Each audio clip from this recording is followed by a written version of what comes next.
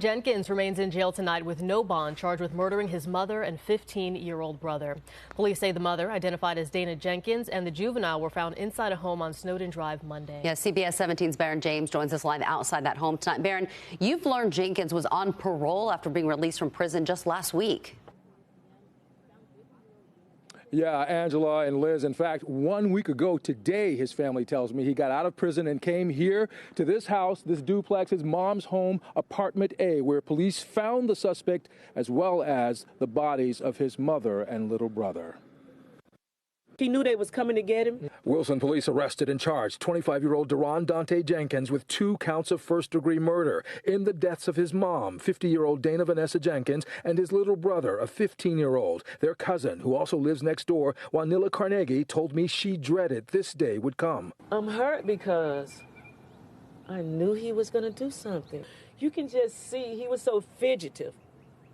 He was so anxious. He could not stay still. He had that sneakiness about him. You know what I mean? Like a crazy person trying to get ready to do something, like premeditation. Police took Deron Jenkins into custody here at his mom's duplex apartment on Snowden Drive Monday afternoon after officers found the 2 bodies inside. His cousin says they had been stabbed to death sometime between 8:30 Sunday night, shortly after she says she last saw them alive, and 3 o'clock Monday morning, a couple hours before she saw the suspect standing on the front porch. He's looking like he just got out of a mental ward, or he's getting ready to do something, or he have done something, because the look on his face told me that he done something, because his hand was cut all up, you know. And Deron's hand. Yeah, he had the bandage on his hand. Carnegie also says she became concerned about her loved ones because of the way the cousins' cars were parked. I looked over to the side and I was like, why is her car turned this way? She never parks this. So that was the first indication you thought something's not right. I did.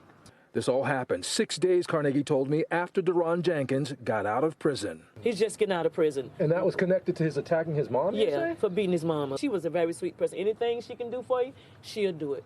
Today's story is on Dana Jenkins and her 15-year-old son, Darren Cox. On March 25, 2025, Dana made a Facebook post that said, "My baby is home. Lord, I thank you." To everybody else, it looked like a mother celebrating her son coming home from prison. But to Dana, it meant far more than that. It meant the waiting was over. The praying was over. The fear, the visits, the years of hoping her son would finally be free, she thought all of it had finally led to this moment. She welcomed Deron Jenkins home herself, hugged him, threw a party for him, thanked God for bringing her family back together. But while Dana saw a second chance, other relatives saw something else. They said something about him felt wrong almost immediately. Cold eyes, long silences, strange behavior. One relative would later say she could see the evil in him. And just 6 days after Dana thanked God for bringing her son home, Deron Jenkins murdered both her and his brother Darren inside their home. What happened to Deron during those years in prison that made him come home and destroy the very people who never stopped loving him? Welcome to Family Crimes TV. I bring you gripping true crime stories. Every day centered around family, relationships, and the moments where everything changes. If you're drawn to real cases, dark realities, and the psychology behind crimes within families, subscribe now and like this video as you step deeper into the story with me. Wilson, North Carolina is the kind of place where people recognize familiar faces at grocery stores, wave from front porches, and hear about tragedy long before it ever reaches the news. It was the kind of community where church life mattered, family names carried weight, and people still checked on one another during hard times. And for years, Dana Jenkins had been one of the people others quietly leaned on. She was known as warm, patient, and deeply faithful. The kind of woman who always seemed to make room for somebody else's problems, even while carrying her own. Friends described her as nurturing and selfless, someone who genuinely believed people could change if they were shown enough love, enough grace, and enough support. Her faith was not something she only talked about on Sundays. It shaped the way she treated people every day. At Mount Moriah Community Church, Dana was known for her kindness and consistency. She stayed involved, encouraged people during difficult moments, and carried herself with a calmness that made others feel comfortable around her. She worked hard to provide for her family, but no matter how exhausting life became, her children remained at the center of everything she did. Especially her 2 sons, Daron Jenkins and Darren Cox. Even after Daron's life began moving in a troubling direction, Dana never stopped believing he would eventually find his way back. While others became frustrated or lost hope, she held on tighter. She wrote letters to him while he was incarcerated. She visited him. She prayed for him constantly. To Dana, prison was not supposed to be the end of her son's story. She believed one day he would come home different, better, whole again. Family members would later say that Dana truly believed God was going to restore her family. But while Dana spent years trying to save her oldest son, the center of her daily life had quietly become her youngest. Darren Cox was only 15 years old, but people around him spoke about him in a way that made him seem older in maturity and character. At Bedingfield High School, he had built a reputation as a respectful, intelligent, and genuinely kind teenager. He was an honor roll student, but what stood out most to people was not just his academics. It was the way he treated others. Teachers remembered his quiet confidence and calm personality. Friends remembered someone who always smiled, always helped, and never seemed interested in drama or attention. He was easy to be around. At church, Darren became heavily involved in media and youth activities. He helped with music and technical work during services, spending long hours around people who watched him grow up. Adults in the congregation often spoke about him with pride because he carried himself differently from many teenagers his age. Respectful, grounded, focused. And his relationship with Dana was unusually close. They were inseparable in many ways. Family members often joked that they acted more like best friends than mother and son. Darren helped her around the house, stayed close to her during church events, and brought energy into the home that balanced out the stress Dana had carried for years. When people saw Dana smiling, Darren was usually somewhere nearby. He became her comfort during some of the hardest years of her life.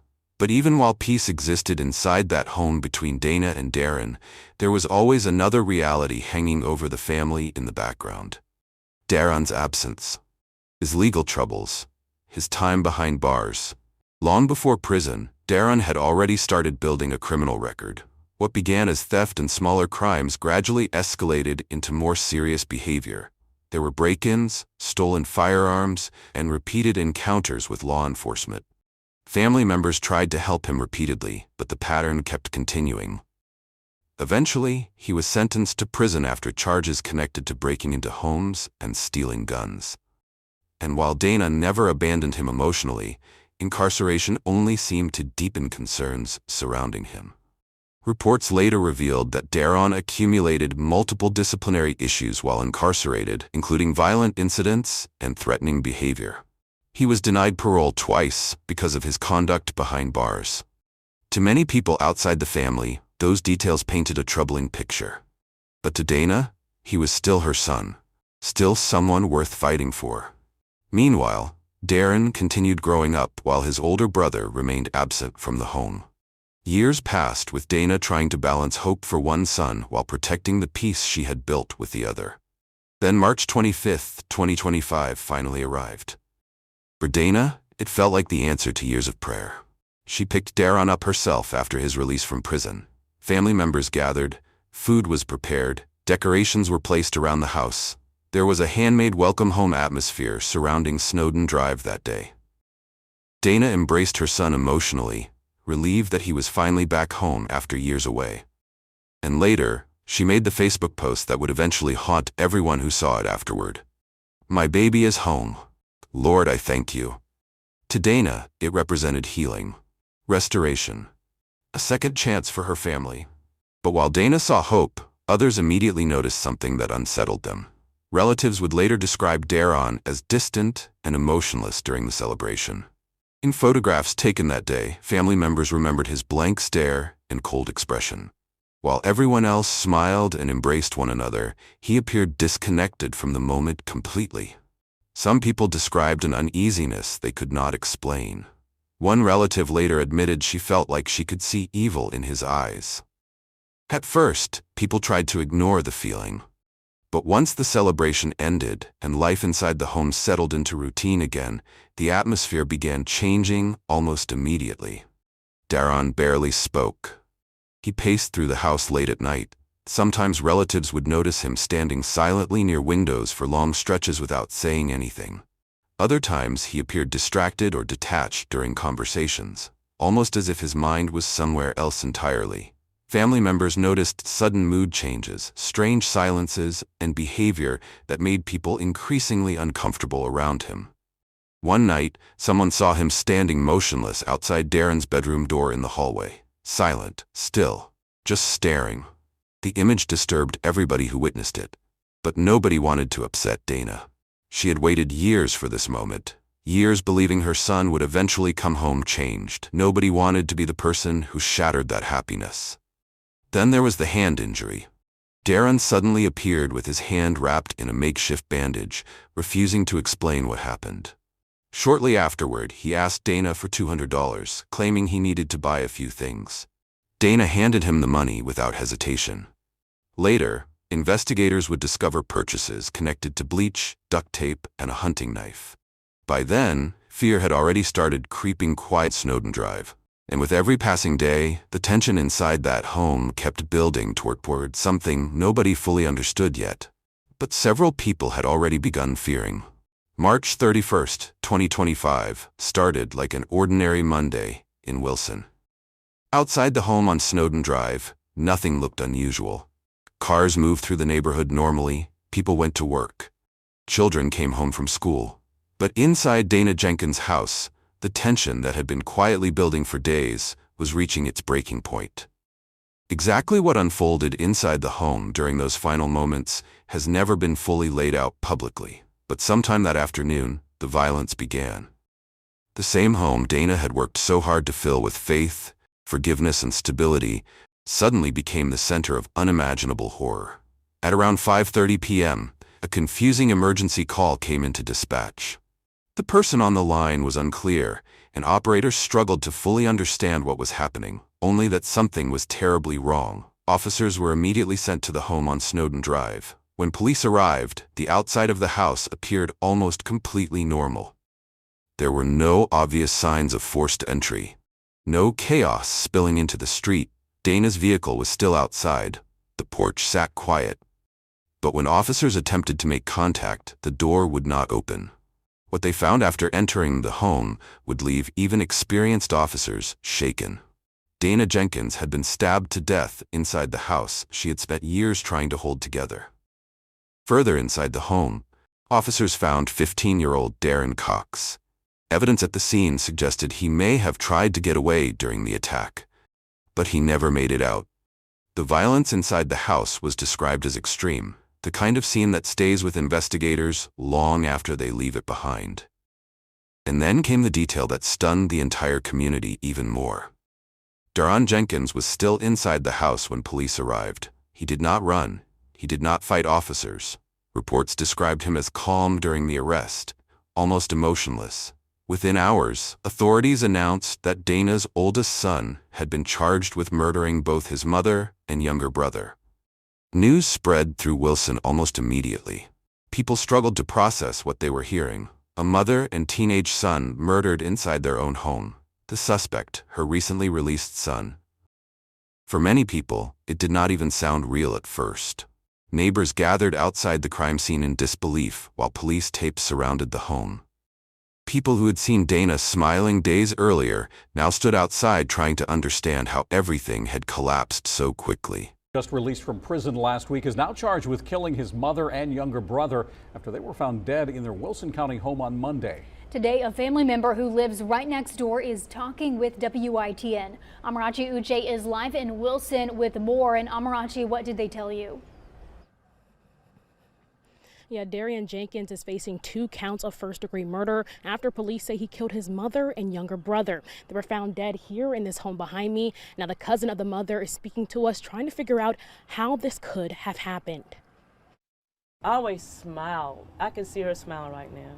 She always smiles. That's how Wanilia Cornigi describes her cousin, Dana Jenkins. Now she is left shocked and hurt after learning Jenkins was found dead in her Wilson home alongside her 15-year-old son. The suspect in these horrific murders, Jenkins' older son. I would have never thought that. I would have never thought he would do something like that. Not like this. Police say on Monday they went to this home on Snowden Drive shortly before 5:30 p.m. and found 50-year-old Dana Jenkins and a 15-year-old boy dead. According to Carnegie, the 15-year-old's name is Darren. Tuesday, police say they have the son of Dana and the older brother to Darren, Darian Jenkins, in custody for these deaths. Carnegie says that in the days leading up to the murders, she felt something was off with Darian. You could see it, the look. It told you everything. But I had no idea that you was getting ready to do what you did. This church is where Dana and Darren found comfort. Bishop Sherman Blandon says he knew them well. It has been very difficult, confusing, troubling. Carnegie remembers speaking to her cousin Sunday night and seeing police around the building the next day, telling her that 2 of her family members were now gone. The 25-year-old now faces 2 counts of first-degree murder, leaving Carnegie wondering how this could have happened. Couldn't figure out why he did it and what for. Carnegie says they just had 5 deaths in the family, so these murders only add to that pain. She says she's not going to take it one day at a time and remember the good times she had with her cousin. Reporting live in Wilson, Amarachi Uche, WITN News. All right, thank you, Amarachi. Now, records show the 25-year-old Jenkins was released from state prison 1 week ago after serving time for larceny of firearms and several breaking and enterings of vehicles convictions. Jenkins is now being held without bond. At Mount Moriah Community Church, grief moved through the congregation like a wave. Dana and Darren were deeply connected to the church community, and the loss hit hard. Bishop Sherman Blandon opened the church for an emergency prayer service as devastated members gathered searching for answers that nobody seemed able to give. During the service, the bishop admitted something many people in the room were already feeling. Even as a man of faith, I have questions. Right now at 5:30, a 25-year-old is accused of killing his mother and little brother in Wilson days after being released from prison. Today, we learn more about the victims, identified as Dana Jenkins and her son, Darren. Darren was just 15 years old, a student at Bedingfield High School. Deron Jenkins appeared in court for the first time today, charged with their murders. He remains in jail without bond. Today, crews in hazmat suits were seen coming in and out of the home where this all happened last night. WRAL's Carly Haynes joins us live outside of that home on Snowden Drive. Carly, you spoke with neighbors about what they witnessed in the days before. And neighbors didn't know Deron all that well because he had been in prison, though they say when they saw him at home, he'd been acting oddly. Meanwhile, the victims' friends, families, and members of their church are devastated. A church community processing loss. Lord, you are the God who sees, feels, and hears us. Through prayer. Thank you for healing our hearts. Bishop Sherman Blandon saw Dana Jenkins and her 15-year-old son, Darren, just days ago. And you couldn't anticipate that would be the last time you would see either of them? Absolutely not. He sits with a heavy heart. I'm sorry, I tried to gather myself. It has been very difficult, confusing, troubling. 25-year-old Deron Jenkins is accused of killing Dana and Darren in their Snowden Drive home, his mother and brother. When I saw them send the ambulance people back, I knew everything wasn't okay then. Next door neighbor and cousin, Wanilla Carnegie, saw police knock down the door and take Jenkins into custody Monday afternoon. He was just looking strange. She tells us Deron hadn't been around his family for years, only out of prison less than a week ago. Friends remember Dana as a go-getter with a big heart and bigger smile, and Darren, a Bedingfield High School student with dreams of becoming a pastor. You knew Darren was in the room. He was life of the party. He was goofy. A neighborhood and community resting on their faith to keep them going. Amen. For Darren's friends and classmates, the pain felt especially heavy. At Bedingfield High School, grief counselors were brought in as students and teachers struggled to process the loss of someone so young and so loved. Teachers remembered Darren as respectful, intelligent, and kind. Friends filled social media with tributes, photographs, prayers, and disbelief. Many people kept returning to the same painful thought: Darren was never supposed to be part of any of this. As funeral arrangements were made, the heartbreak only deepened. Family members gave emotional interviews trying to understand what had happened inside the home. Dana's cousin spoke publicly about the unsettling feeling she had around Daron after his release, admitting she noticed something dark in him almost immediately. When the funeral finally arrived, the church filled with grieving relatives, friends, classmates, and neighbors. People cried openly as Dana Jenkins and Darren Cox were remembered not for the violence that ended their lives, but for the kindness they gave while they were here. Later, they were buried side by side. A mother and son finally laid to rest together after a tragedy that had devastated an entire town. But while the community mourned, investigators were uncovering details that made the case even more disturbing. Daron Jenkins was formally charged with 2 counts of first-degree murder and held without bond. During his court appearance, people inside the courtroom noted his blank expression and emotionless demeanor. Prosecutors argued the killings appeared planned rather than spontaneous, especially after investigators recovered information connected to purchases made in the days leading up to the murders, including bleach, duct tape, and a hunting knife. Attention also turned toward Dana's life insurance policy, with reports indicating Daron was allegedly listed as a beneficiary. Investigators began examining whether financial motives may have played a role alongside the psychological deterioration relatives claimed they witnessed after his release from prison. At the same time, his prison history resurfaced publicly.